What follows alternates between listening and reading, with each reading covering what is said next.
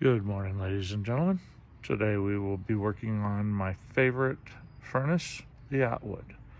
They're my favorite because they're the easiest to service. You don't have to pull them out to work on them unless you unfortunately have to do a thermal switch, which then you got to pull it. But for the most part, everything's in your face on these.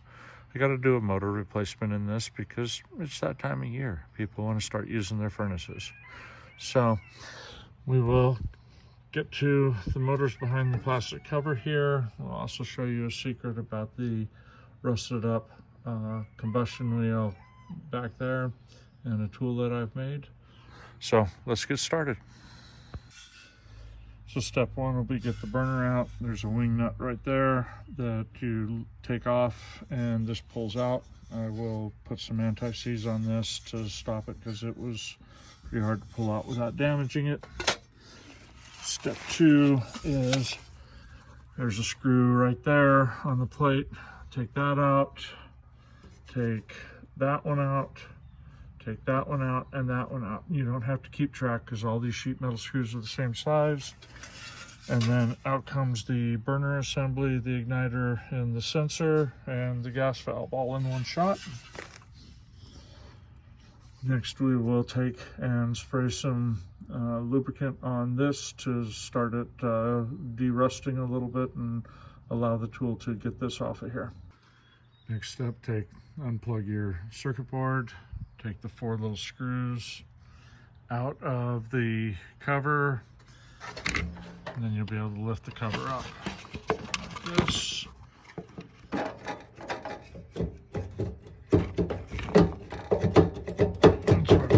This motor, it won't spin.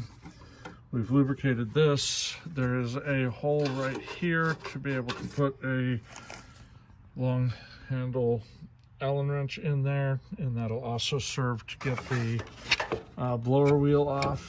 There is a divot in the blower wheel where you can get to that. It is I believe an 1/8 inch, 1/8 inch. And these long tees are your best way to go. Ace Hardware sells them. So we're getting really close. There will be a screw right there that is the collar that holds the motor that we'll have to get out and unplug the 2 motor wires. On these older style Atwoods, you have an actual steel collar here. The new ones use plastic, but these older ones use steel. I use some PB on this. I take the centering screw out completely, the securing screw out completely, and put it straight up and spray some PB in there to help do this, because you are not pulling this wheel off of here by hand. I've seen guys grab the blower wheel and try and spin this. Sometimes it'll work. This one's not nearly as bad, and if I really wanted to work on it, I could probably get it off, but my tool does the best job. All right, tool's installed. I'm gonna use the wrench to try and hold it in place.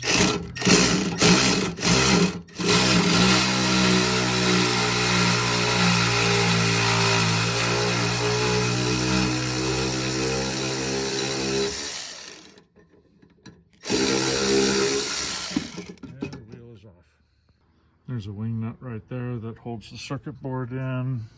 The circuit board comes out on a complete plastic thing. Then the blower is on a collar. Just loosen it, you don't have to take the collar off. And it's plastic, so it just slides right off the shaft. Next is going to be remove that, loosen that up, and take our 2 power wires off. The motor will slide out of there. Always compare new motor to old. Make sure your shafts are the same length or very close to it. Cases are the same length. A lot of them will come with a new collar to them. As long as it grabs the motor, it's the new motor. You really don't need a new collar to it. If you do, there's 3 1/4-inch bolts in here that have to come out to get the collar off. When you feed this back in, the first thing that's going to go in is your wires through this hole, and then there's another bracket that some have, some don't, to help hold the motor in place, and I will show you that in a minute. So I got a little ahead of myself. So before you put that screw in, pull the collar out. This flips in, and goes out and sits on the very end of the motor. Sorry, the video is not very good, but that holds the motor in and ensures that you're all the way in with the motor, not partially out. When you put this wheel back on, make sure that you're inside of here and you can feel. When you put this wheel on, make sure you're inside here and inside here. Spin it by hand while holding the cover. Make sure you don't hear it rubbing or hitting anything. And then we're back to putting things back together. So while you got it out, make sure that your tips on your igniter don't look horrible, that they've got about a 3/16 gap, if I remember correctly, that your burner isn't completely rusted out. When you go to put this back in, it really helps to have 2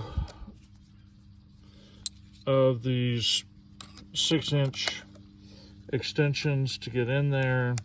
If you don't have a magnetic tip, use gum or something to hold these screws to put them back in.